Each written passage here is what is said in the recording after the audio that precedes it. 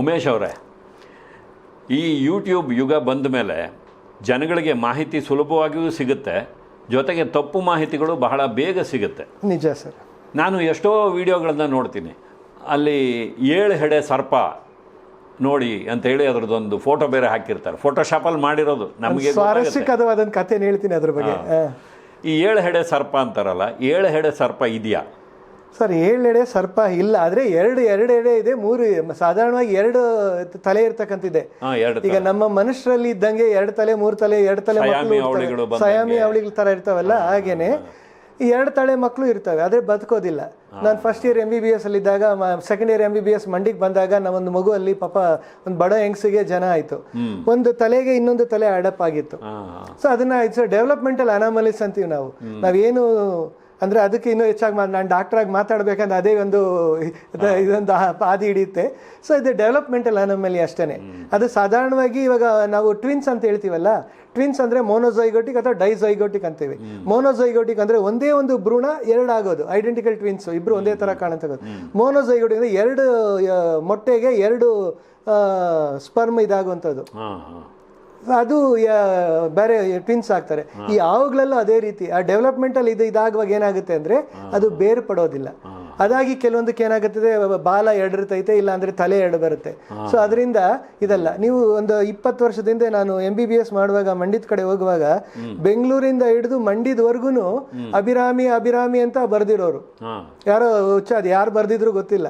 ಆ ಇನ್ನೊಂದು ಕಡೆ ಮಂಡ್ಯ ರೈಲ್ವೆ ಸ್ಟೇಷನ್ ಪಕ್ಕದಲ್ಲಿ ಇಲ್ಲಿ 7 ಎಡೆ ಸರ್ಪ ಇದೆ ಅಂತ ನಾನು ನೋಡೇ ಬಿಡೋಣ ಅಂತ 2-3 ಸರಿ ಹೋದೆ ನಾನು ಹುಡ್ಕೊಂಡು. ಇಲ್ಲ ಅಂತ ಗೊತ್ತು, ಇವನು ಯಾಕೆ ಬರ್ದಿದ್ದಾನೆ ಇವನು ಅಂತ. ಅಲ್ಲಿ ಬೋರ್ಡ್ ಇವಾಗ ತೆಗ್ದಿದ್ರೆ ಏನೋ ಗೊತ್ತಿಲ್ಲ, ಇವತ್ತಿಗೂ ಆ ಬೋರ್ಡ್ ಇರ್ಬೋದೇನೋ.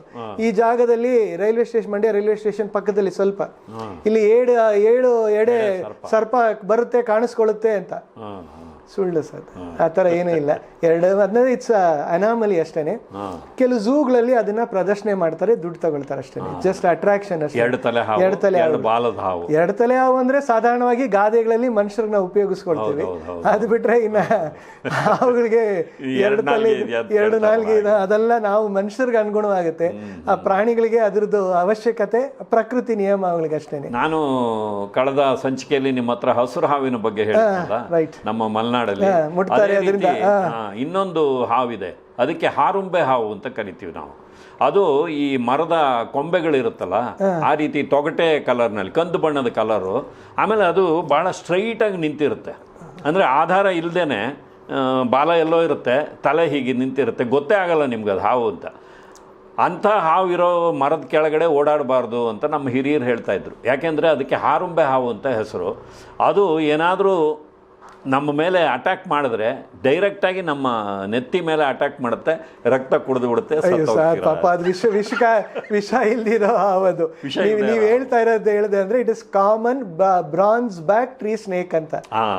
ನೀವೇನು ಹೇಳ್ತಾ ಇದ್ರಿ, it is called as A common bronze back. Bronze ಅಂದ್ರೆ ಕಂಚಲ್ವಾ, ಬ್ರಾನ್ಸ್ ಬ್ಯಾಕ್ ಟ್ರೀ ಸ್ನೇಕ್ ಅಂತ ಸಾಧಾರಣ ಉದ್ದ ಇರ್ತೈತೆ. ಇತ್ತೀಚೆಗೆ ಅದು ರಕ್ಷಣೆ ಮಾಡದೆ ಅದನ್ನ ಉಳಿಸ್ಕೊಳಕ್ ಆಗ್ಲಿಲ್ಲ. ಸೈಂಟ್ ಪೀಟರ್ಸ್ ಮೆಡಿಕಲ್ ಕಾಲೇಜ್ ಅಂತ ಅಲ್ಲಿ ಕೆಲಸ ಮಾಡ್ತಾ ಇದೆ, ಅಲ್ಲಿ ಇದು ಬ್ರಾನ್ಸ್ ಬ್ಯಾಕ್ ಟ್ರೀ ಸ್ನೇಕ್ ಅಂತ. ಅದು ವಿಷಕಾರಿ ಅಲ್ಲ. ಸೊ ಅದರಿಂದ ಅದಕ್ಕೆ ಹಾರುಂಬೆ ಹಾವು ಅಂತ ಹೇಳಿ ಹೆದರ್ಸ್ತಾ ಇದ್ರು. ಅದು ಹಾರಿ ಬರುತ್ತೆ, ನಿನ್ನ ತಲೆಯಲ್ಲಿರೋ ರಕ್ತನೇ ಹೀರ್ಬಿಡುತ್ತೆ. ಅದು ಯಾಕೆ ನೆಟ್ಟಿಗೆ ನಿಂತ್ಕೊಳ್ಳುತ್ತೆ ಅಂದ್ರೆ ಬಳ್ಳಿ ತರ ಇದ್ ಮಾಡೋದು, ಗೊತ್ತಾಗಬಾರ್ದು ಹಲ್ಲಿಗಳಿಗೆ ಅದು ಇದು ತಿನ್ನಂತ ಪ್ರಾಣಿ ಇರ್ತಾವಲ್ಲ, ಅದಕ್ಕೆ ಅದ್ರ ಇರುವಿಕೆ ಗೊತ್ತಾಗಬಾರ್ದು. ಅದು ಗಾಳಿ ಹೆಂಗ್ ಓಲಾಡುತ್ತೋ ಅದು ಹಂಗೆ ಓಲಾಡ್ತೈತೆ, ಅದು ಗುರುತಿಸಿದಾಗ ಅದು ತಕ್ಕಂತ ಅದು ಹೋಗಿ ಅದನ್ನ ಹಿಡಿಯುತ್ತೆ ಅಷ್ಟೇನೆ. ಸೊ ಅದರಿಂದ ವಿಷಕಾರಿ ಅಲ್ಲ ಸರ್ ಅದು. ಈ ಹಾವು ಮುಂಗಿಸಿ ಜಗಳ ಅಂತಾರಲ್ಲ, ಹಾವು ಮುಂಗಿಸಿ ಇದು ಯಾಕೆ ವಿಶೇಷವಾಗಿ ಅದ್ರ ಬಗ್ಗೆನೇ ಕಥೆಗಳಿದೆ?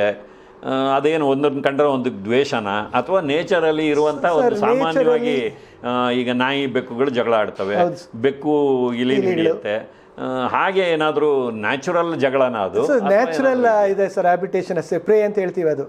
ಸೊ ನ್ಯಾಚುರಲ್ ಇನ್ಕ್ಲಿನೇಷನ್, ಅದು ಪ್ರಕೃತಿ ದತ್ತವಾಗಿ ಬಂದಿರತಕ್ಕಂಥದ್ದು. ಈಗ ಸಾಧಾರಣವಾಗಿ ಹಾವುಗಳನ್ನ ಮುಂಗಿಸಿ ಬಿಟ್ರೆ, ಕೆಲವೊಂದು ಪಕ್ಷಿಗಳು ಬಿಟ್ರೆ ಇನ್ಯಾವುದು ಅದನ್ನ ತಿನ್ನೋದಂತಲ್ಲ, ಅದನ್ನ ಸದೆ ಬಡಿಯಕ್ ಆಗೋದಿಲ್ಲ.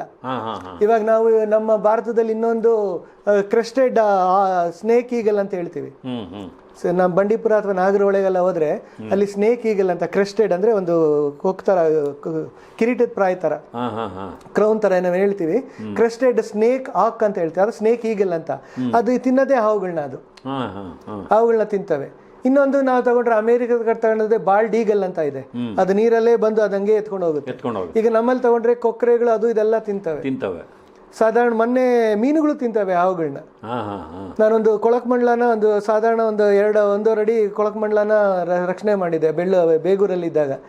ಅದೇನ್ ಮಾಡಿದೆ, ಬಿಸಿಲು ಅಂತ ಹೇಳ್ಬಿಟ್ಟು ಏನ್ ಮಾಡಿದೆ, ನೀರು ಪಕ್ಕದಲ್ಲಿ ಬಿಟ್ಟೆ, ಅದು ಹಾವು ನೀರೊಳಗೆ ಹೋಗ್ಬಿಡ್ತು.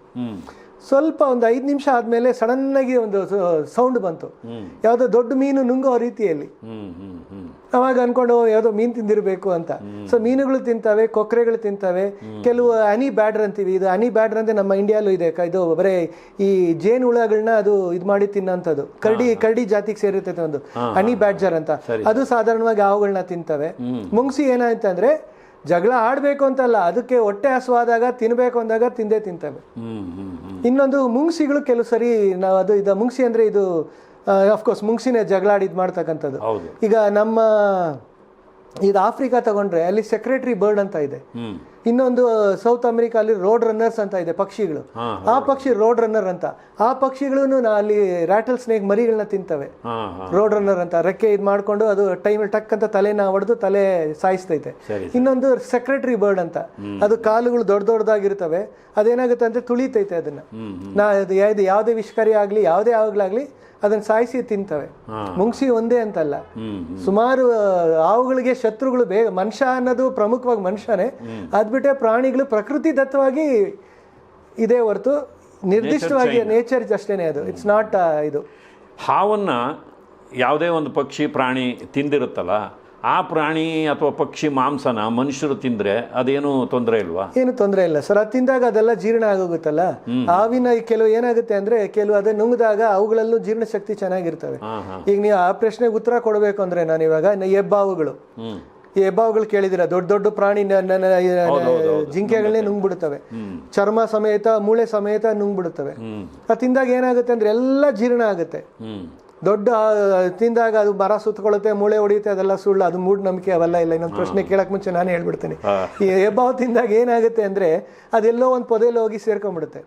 ಅದ್ರಲ್ಲಿ ಇರ್ತಕ್ಕಂಥ ಗ್ಯಾಸ್ಟ್ರಿಕ್ ಜ್ಯೂಸ್, ಇವಾಗ ನಮ್ಮ ಹೊಟ್ಟೆಯಲ್ಲಿ ಏನಿದೆ ಆಸಿಡ್ ಏನಿದೆ ಎಲ್ಲ ಇದೆ, ಅದೇ ತಕ್ಕನಾಗ ಅವಿಗೆ ಆ ಒಂದು ಪ್ರಾಣಿಗೆ ಮನುಷ್ಯನಿಗಿಂತ ಅಧಿಕವಾಗಿ ಜೀರ್ಣ ಶಕ್ತಿ ಜಾಸ್ತಿ ಇದೆ ಅವುಗಳಲ್ಲಿ. ಅದಕ್ಕೆ ಮೂಳೆ ಎಲ್ಲ ನಾವು ಮೂಳೆ ತಿಂದ್ರೆ ನಾವು ಜೀರ್ಣಿಸ್ಕೊಳಕ್ ಆಗಲ್ಲ, ನಮ್ಗೆ ಕಾನ್ಸ್ಟಿಪೇಷನ್ ಆಗುತ್ತೆ, ನಮ್ಗೆ ಆಪರೇಷನ್ ಮಾಡಬೇಕು. ಆದ್ರೆ ಹಾವುಗೆ ಆ ಶಕ್ತಿ ಇದೆ. ದೊಡ್ಡ ದೊಡ್ಡ ಹೆಬ್ಬಾವುಗಳು ಕೆಲವು ಜಿಂಕೆಗಳನ್ನೇ ನುಂಗಿದಾಗ ದಪ್ಪ ಮೂಳೆ ಎಲ್ಲಾನು ಜೀರ್ಣ ಆಗುತ್ತೆ. ಉಳ್ಕೊಳ್ಳೋದು ಬರೇ ಕೆಲವೊಂದು ಕೂದಲು ಕೆಲವೊಂದು ಇದುಗಳು ಮಾತ್ರ ಆಚೆ ಬರ್ತವೆ. ಅದೇನು ಮರಕ್ ಸುತ್ತಕೊಂಡೆಲ್ಲ ಪುಡಿ ಅದೆಲ್ಲ ಸುಳ್ಳು. ಮೂಳೆಗಳು ಪಟ್ಟಾಗಿ ಆವೇಶ ಹೋಗ್ಬಿಡುತ್ತಲ್ಲ. ಕೆಲವು ಸರಿ ದೊಡ್ಡ ದೊಡ್ಡ ಮೊಸಳೆಗಳನ್ನ ತಿಂದ್ಬಿಟ್ಟು ಸೌತ್ ಅಮೆರಿಕಾ ಕೈಮೆನ್ ಅಂತ ಬರುತ್ತೆ, ಒಂದು ಚಿಕ್ಕ ಪ್ರಭೇದವಾದಂತ ಒಂದು ಮೊಸಳೆ, ಅದು ಕೈಮೆನ್ ಅಂತ. ನಮ್ಮ ಬನ್ನರ್ಘಟ್ಟಲ್ಲಿ ಇದೆ, ಒಂದು 100 ಇದೆ, ಅದು ಸ್ಪೆಕ್ಟಗಲ್ ಕೈಮೆನ್ ಅಂತ. ಅವುಗಳನ್ನ ಈ ಹೆಬ್ಬಾವುಗಳು ತಿಂದ್ಬಿಡ್ತವೆ. ಅಂದ್ರೆ ಹಾವುಗಳು ನಾವು ಸಂರಕ್ಷಣೆ ಮಾಡ್ತೀವಿ, ಬಟ್ ಆದ್ರೆ ಸೌತ್ ಅಮೆರಿಕದಲ್ಲಿ ಹಾವುಗಳನ್ನ ಸಾಯಿಸ್ತಾರೆ. ಹಾವುಗಳನ್ನ ಹಿಡ್ಕೊಂಬಂದು ಸಾಯಿಸಿರೋರಿಗೆ ಬಹುಮಾನ ಕೊಡ್ತಾರೆ, ದುಡ್ಡು ಕೊಡ್ತಾರೆ. ಅದನ್ನ ಆಮೇಲೆ ಹೇಳ್ತೀನಿ. ಅವಾಗ ಏನಾಗುತ್ತೆ ಅಂದ್ರೆ ಜೀರ್ಣ ಆಗ್ದಿರಾ ಹಾವು ಹೊಟ್ಟೆನೂ ಕಟ್ಟಾಗುವಂಥದ್ದು ಇರ್ತೈತೆ. ಎಷ್ಟು ಮಟ್ಟಿಗೆ ಹೋಗುತ್ತೆ. ಬಟ್ ಕೆಲವು ಸರಿ ಏನಾಗುತ್ತೆ ಅಂದ್ರೆ ಒಳಗಡೆ ಜೀವ ಇದು ಹಳ್ಳಾಡ್ದ ಇದು ಮಾಡಿದಾಗ ಸತ್ತಿರೋದಿಲ್ಲ. ಕೆಲವು ಸರಿ ಸಾಯಿಸೋದೇ ಇಲ್ಲ, ಅದು ಜೀವಂತವಾಗೇ ನುಂಗ್ಬಿಡುತ್ತೆ. ಈ ಹಾವು ಸುತ್ಕೊಂಡಾಗ ಏನಾಗುತ್ತೆ ಅಂದ್ರೆ ಹೆಬ್ಬಾವು ಅದು ಇದೆಲ್ಲ ಉಸಿರು ಗಟ್ಬಿಡುತ್ತೆ, ಅದ್ರಲ್ಲಿ ವಿಷ ಇಲ್ಲ. ನೀವು ಹೆಬ್ಬಾವಿನ ಬಗ್ಗೆ ಹೇಳುವಾಗ ನನಗೆ ಬಾಲ್ಯದಲ್ಲಿ ಕೇಳಿದಂಥ ಇನ್ನೊಂದು ಕಥೆ ನೆನಪಾಗ್ತಾ ಇದೆ. ನಮ್ಮ ಮಲೆನಾಡಿನಲ್ಲಿ ಕೆಲವು ಸಾರಿ ಏನಾಗ್ತಾ ಇತ್ತು ಅಂದರೂ, ಕೆಲವರು ಕಾಡಿನಲ್ಲಿ ಹೋಗುವಾಗಲೇ ರಾತ್ರಿ ಆಗ್ಬಿಡೋದು. ಅವರು ಸೇರಬೇಕಾದಂಥ ಪ್ರದೇಶನ ಇನ್ನೂ ಮುಟ್ಟಿರೋದಿಲ್ಲ, ಆಗಲೇ ರಾತ್ರಿ ಆಗ್ಬಿಡ್ತಾ ಇತ್ತು. ಅಂಥ ಟೈಮಲ್ಲಿ ಅವರು ಜೊತೆಯಲ್ಲಿ ಜೋಳಿಗೆಯಲ್ಲಿ ಅದು ಏನೇನು ಬೇಕೋ ಎಲ್ಲ ಇಟ್ಕೊಂಡಿರ್ತಾಯಿದ್ರು, ಅಡುಗೆ ಸಾಮಾನುಗಳನ್ನೆಲ್ಲ, ಪಾತ್ರೆ ಪಡಗ ಎಲ್ಲ. ಈ ಹಕ್ಕಿ ಇದು ಅಲೆಮಾರಿಗಳು ಅಂಥವ್ರು ಅಥವಾ ಯಾವುದೋ ಒಂದು ಪ್ರದೇಶಕ್ಕೆ ಹೋಗೋರು, ಅವರು ಕಾಡಿನ ಮಧ್ಯದಲ್ಲೇ ಅಡುಗೆ ಮಾಡ್ಕೊಳ್ಳೋದಕ್ಕೆ ಹೋಗ್ತಾರೆ. ಅದಕ್ಕೆ ನಮಗೆ ರೋಚಕವಾದ ಕತೆ ಹೇಳ್ತಾ ಇದ್ರು. ಕತ್ಲೆ ಇತ್ತು, ಕಾಣಿಸ್ಲಿಲ್ಲ, ಒಂದು ಕಲ್ಲು ಅಲ್ಲಿ ಆಲ್ರೆಡಿ ಇತ್ತು, ಇನ್ನೆರಡು ಕಲ್ಲನ್ನ ಇಟ್ಬಿಟ್ಟು ಅಲ್ಲಿ ಬೆಂಕಿ ಹಾಕಿ ಅದ್ರ ಮೇಲೆ ಮಡಕೆನ ಇಟ್ಟರು. ಆಮೇಲೆ ಮಡಕೆ ಶೇಕ್ ಆಗಕ್ಕೆ ಶುರುವಾಯಿತು. ಆವಾಗ ಗೊತ್ತಾಯ್ತು ಆ ಇನ್ನೊಂದು ಕಲ್ಲು ಮೊದಲೇ ಇತ್ತಲ್ಲ ಅದು ಕಲ್ಲಲ್ಲ, ಅದೊಂದು ಹೆಬ್ಬಾವು. ಹಾಗಾಗಿ ಮಾಡಿದ ಅಡುಗೆ ಎಲ್ಲ ಸಾಧಾರಣ ಕೇಳಿದ್ದೀನಿ. ಈ ರೀತಿಗೆ ಒಂದು ಕತೆ ಹೇಳ್ತಾ ಇದ್ರು. ಇನ್ನೊಂದು ನಾಗರಹಾವು, ಅದರ ತಲೆ ಮೇಲೆ ಒಂದು ಮಣಿ ಇರುತ್ತೆ, ಅದು ಎಷ್ಟೋ ವರ್ಷ ಆದಮೇಲೆ ಅದು ಮಣಿ ಇರುತ್ತೆ, ಅದು ತಲೆ ಮೇಲೆ ಮಣಿ ಇರುವಂತ ಹಾವು ಬಂದು ರಾತ್ರಿ ಹೊತ್ತು ಆಹಾರನ ಹುಡುಕ್ತಾ ಇರುತ್ತೆ. ಅದನ್ನ ತೆಗೆದಿಟ್ಟು ಬೇಕಾದ್ರೆ ಆ ಮಣಿನ ಪಕ್ಕದಲ್ಲಿಟ್ಟು ಅದ್ರ ಬೆಳಕಿನಲ್ಲೇ ಹುಡುಕ್ತಾ ಇರುತ್ತೆ. ನಮಗೆ ಆ ಮಣಿ ಕೈವಶ ಮಾಡ್ಕೋಬೇಕು ಅಂದ್ರೆ ಸಗಣಿ ತಗೊಂಡೋಗಿ ಅದ್ರ ಮೇಲೆ ಹಾಕ್ಬೇಕು. ಆಮೇಲೆ ಹಾವು ಏನು ದಿಕ್ಕಿಲ್ದೆ ಹೊರಟೋಗುತ್ತೆ. ಆ ಮಣಿನ ಇಟ್ಕೊಂಡ್ರೆ ನಮಗೆ ಅಭೂತಪೂರ್ವವಾದ ಶಕ್ತಿಗಳು ಬರುತ್ತೆ. ಸರ್, ನಾನು ಆ ರೀತಿ ಇದ್ದಿದ್ರೆ ನಿಮ್ ಮುಂದೆ ನಾನು ಕುತ್ಕೊಂಡು ನೀವು ಇಂಟರ್ವ್ಯೂ ಕೊಡ್ತಾನೆ ಇರ್ಲಿಲ್ಲ. ನಾನು ನಾಗಮಣಿನ ಕಲೆಕ್ಟ್ ಮಾಡಿ ನಾನು ಏನಾದ್ರೂ ಮಿಲಿಯನೇರ್ ಆಗೋಗ್ಬಿಡ್ತಿದ್ದೆ. ಅಲ್ಲ, ನಾನು ಹೇಳೋ ಎಲ್ಲ ಕಥೆಗಳು ನಮಗೆ ಬಾಲ್ಯದಲ್ಲಿ ಒಂದು ರೋಚಕತೆಯನ್ನು ಕೊಟ್ಟಿದ್ದಾವೆ. ಏನ್ ಮಾಡ್ತಾರೆ ಯಾವುದನ್ನು ನಂಬ್ಕೊಂಡಿಲ್ಲ. ಸ್ವಲ್ಪ ಈ ಆಂಧ್ರ ಕಡೆ ಕೆಲವರು ಈ ನಾಗರ ತಲೆಯಲ್ಲಿ ಅದನ್ನ ಕಟ್ ಮಾಡಿ ಸ್ವಲ್ಪ ಅದನ್ನ ಸೇರಿಸ್ಬಿಡ್ತಾರೆ. ಸೊ ಏನಾಗುತ್ತೆ ಅಂದ್ರೆ, ಈಗ ಒಂದು ನಿಮ್ಗೆ ಹೇಳ್ದೆ ಯಾಕೆ ಹೆಂಗೆ ಮಾರ್ಕ್ ಗೊತ್ತಾಗಲ್ಲ ಅಂದ್ರೆ, ಹಾವುಗಳು ಮೌಲ್ಟಿಂಗ್ ಅಂತ ಹೇಳ್ತೀವಿ. ಮೌಲ್ಟಿಂಗ್ ಅಂದ್ರೆ ಚರ್ಮನ ಪೊರೆ ಬಿಡ್ತಕ್ಕಂಥದ್ದು. ವರ್ಷದಲ್ಲಿ 4-5 ಸರಿ 6 ಸರಿ ಪೊರೆ ಬಿಡ್ತವೆ.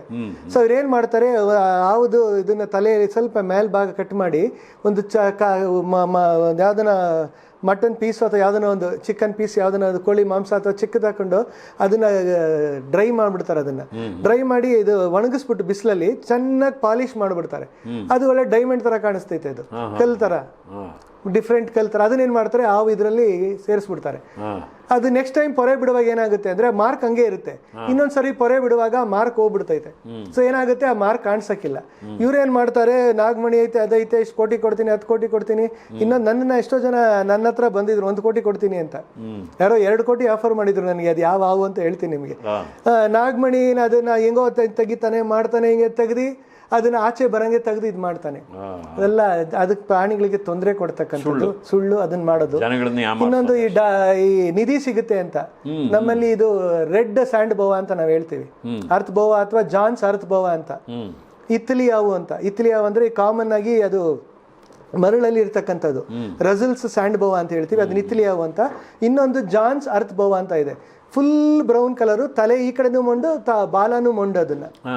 ಅದನ್ನ ಸಾಧಾರಣವಾಗಿ ಏನ್ ಮಾಡ್ತಾರೆ ಅಂದ್ರೆ, ಉತ್ತರ ಕರ್ನಾಟಕದ ಕಡೆ ಜಾಸ್ತಿ ಇದೆ ಅದನ್ನ. ಅದು ನಿಧಿ ಸಿಗುತ್ತೆ ಮನೇಲಿ ಇದ್ರೆ, ಅದನ್ನ ಏನಾದ್ರು ತಂದ್ರೆ ಅದನ್ನ ಮನೇಲಿ ಇಟ್ಕೊಂಡ್ರೆ ಮನೇಲಿ ನಿಧಿ ಸಿಗುತ್ತೆ ಮಾಡ್ತಾರೆ ಅಂತಾರೆ. ಅದೆಲ್ಲ ಸುಳ್ಳು. ಕೆಲವು ಸರಿ ಏನ್ ಮಾಡ್ತಾರೆ, ಡಬಲ್ ಇಂಜಿನ್ ಹಾವುಗಳು ಸಿಗುತ್ತೆ, ನೀವು 1 ಕೋಟಿ ಕೊಡ್ತೀನಿ, 2 ಕೋಟಿ ಕೊಡ್ತೀನಿ ಅಂತ ಬರ್ತಾರೆ. ನನ್ನ ಹತ್ರನೂ ಬಂದಿದ್ರು.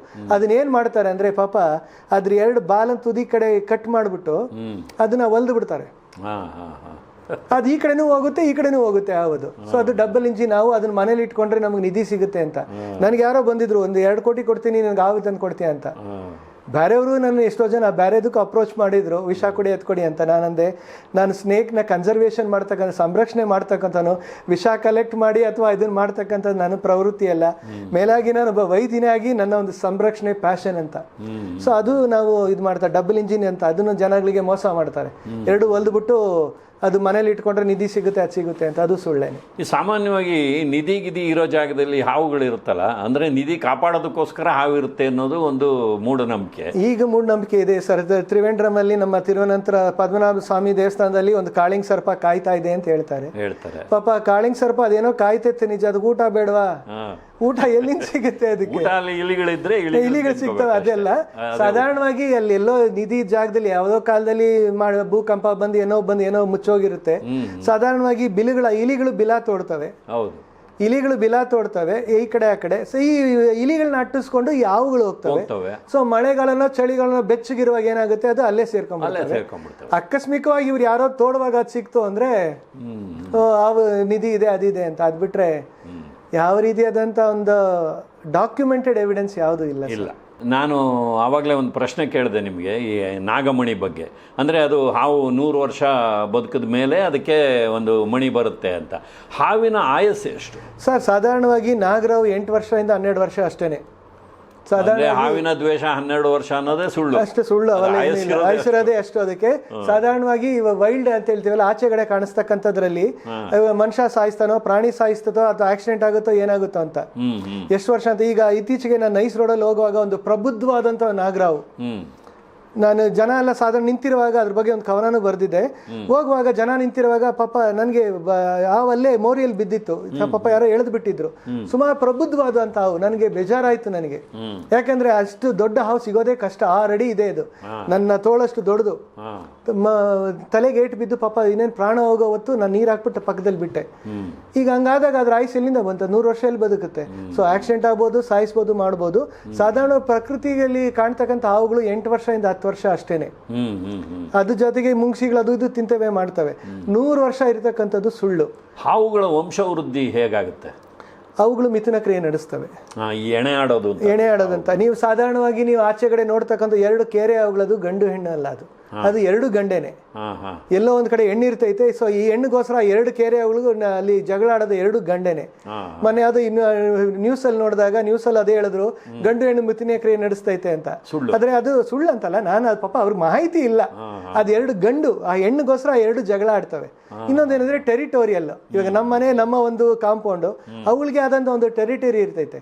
ಅದು ಒಂದು ಪ್ರಾಂತ, ಆ ಪ್ರಾಂತದೊಳಗೆ ಇನ್ನೊಂದು ಗಂಡಾವು ಅಥವಾ ಯಾವ್ದನ್ನ ಬಂದಾಗ ಅವುಗಳು ಇದಾಗುತ್ತೆ. ಅಂದ್ರೆ ಮಿಥುನ ಕ್ರಿಯೆ ನಡೆಯುತ್ತೆ. ಅದರಲ್ಲೂ ಒಂದು ಇತ್ತೀಚೆಗೆ ಒಂದು ಅದು ಅವುಗಳಿಗೆ ಆದಂಥ ಪ್ರತಿ ಅವುಗಳಿಗೂ ಅವುಗಳದೇ ಆದಂಥ ಒಂದು ನಿರ್ದಿಷ್ಟ ಒಂದು ಇದರಲ್ಲಿ ಮಿಥುನ ಕ್ರಿಯೆ ನಡೆಯುತ್ತೆ, ಮೊಟ್ಟೆಗಳಿರ್ತವೆ. ಸಾಧಾರಣವಾಗಿ ಮಿಥುನ ಕ್ರಿಯೆ ನಡೆದು ಈಗ ಒಂದು ಮಳೆಗಾಲಕ್ಕೆ ಮುಂಚೆ, ಈಗ ಅಕ್ಟೋಬರ್, ಜೂನ್, ಜುಲೈ, ಆಗಸ್ಟ್, ಇವಾಗ ನಾಗರಾವುಗಳೆಲ್ಲ ಆಚೆ ಬರ್ತವೆ. ಈಗ ಮಿಥುನ ಕ್ರಿಯೆ ಜಾಸ್ತಿ. ಇವಾಗ ಮಿಥುನ ಕ್ರಿಯೆ ಆಗಿ ಒಂದು 60 ದಿನಕ್ಕೆ ಮೊಟ್ಟೆ ಇಡ್ತವೆ. ಒಂದು ಸಾಧಾರಣವಾಗಿ ನಾಗರಾವ್ ಇಡ್ತು ಅಂದ್ರೆ ಒಂದು 4ರಿಂದ ಅಥವಾ 1ರಿಂದ ಒಂದು 6ವರೆಗೂ. ನಾನು ಸಾಕಿದ ನಾಗರ ಒಂದು 6 ಮೊಟ್ಟೆ ಹಾಕಿತ್ತು, ಯಾವುದು ಉಳಿಲಿಲ್ಲ. ಮೊಟ್ಟೆ ಯಾವ ಗಾತ್ರ ಇರುತ್ತೆ? ಗಾತ್ರ ಅದು ಸಣ್ಣದಾಗಿ ನಮ್ಮ ಕೋಳಿ ಮೊಟ್ಟೆಗಿಂತ ಅರ್ಧ ಭಾಗ ಇರ್ತವೆ. ಅಥವಾ ಮೊಟ್ಟೆನ ಎಲ್ಲಿಂದ ಇಡುತ್ತೆ? ಅದು ಗುರುದ್ವಾರದ ಬಳಕನೆ ಬರ್ತದೆ. ಅದನ್ನ ನಾವು ಕ್ಲೋಯಕ ಅಂತೀವಿ ನಾವು. ಈಗ ನಮ್ಮಲ್ಲಿ ಗುರುದ್ವಾರ ಬೇರೆ, ಮೂತ್ರದ್ವಾರ ಬೇರೆ, ಜನನ ದ್ವಾರ ಬೇರೆ ಅಂತ ನಾವೇನು ಹೇಳ್ತೀವಿ ಮನುಷ್ಯರಲ್ಲಿ. ಅದೇ ಪ್ರಾಣಿಗಳಲ್ಲಿ ಎಲ್ಲ ಒಂದೇನೆ. ಅದು ಕ್ಲೋಯಕ ಅಂತ ನಾವು ಹೇಳ್ತೀವಿ. ಕಪ್ಪೆಗಳಲ್ಲಿ ಏನಿರ್ತದೆ ಕ್ಲೋಯಕ ಅಂತ ಹೇಳ್ತೀವಿ. ಅವುಗಳಲ್ಲೂ ಅದೇನೆ.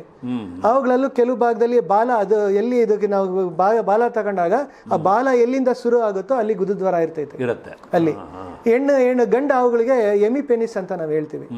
ಎಮಿಪೆನಿಸ್ ಅಂದ್ರೆ ಅದು ಮುಳ್ಳು, ಅದು ಶಿಶ್ನು ಆಚೆ ಬಂದಾಗ ಅದ್ರ ಮೇಲೆಲ್ಲ ಒಳ್ಳೆ ಮುಳ್ಳಿನ ಆಕಾರ ಇರ್ತೈತೆ.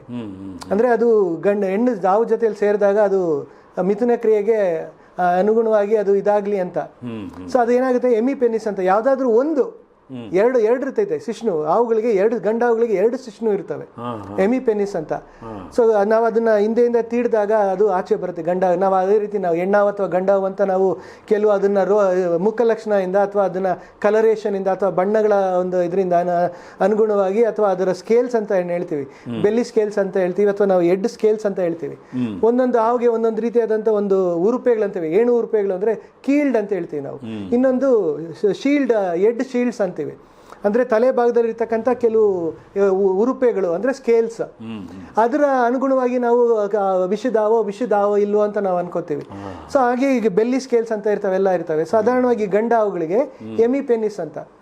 ಸೊ ಇದು ಆ ಪ್ರಭೇದವಾದಂಥ ಇನ್ನೊಂದು ಹೆಣ್ಣು ಬಂದಾಗ ಅದು ಸುರುಳಿ ಸುತ್ತಕೊಳ್ತವೆ.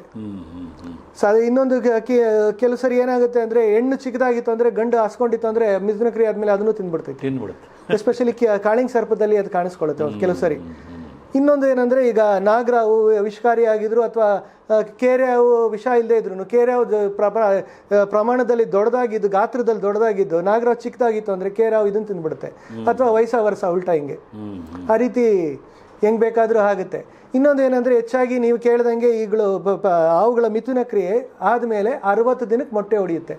ಹೆಚ್ಚಾಗಿ ಮಳೆಗಾಲ ಬರ್ತಿರೋ ಟೈಮಲ್ಲಿ ಆವಾಗಲೇ ಎಲ್ಲ ಆಚೆ ಬರೋದು ಜನಗಳ ಕಣ್ಣಿಗೆ ಕಾಣಿಸ್ಕೊಳ್ತಕ್ಕಂಥದ್ದು.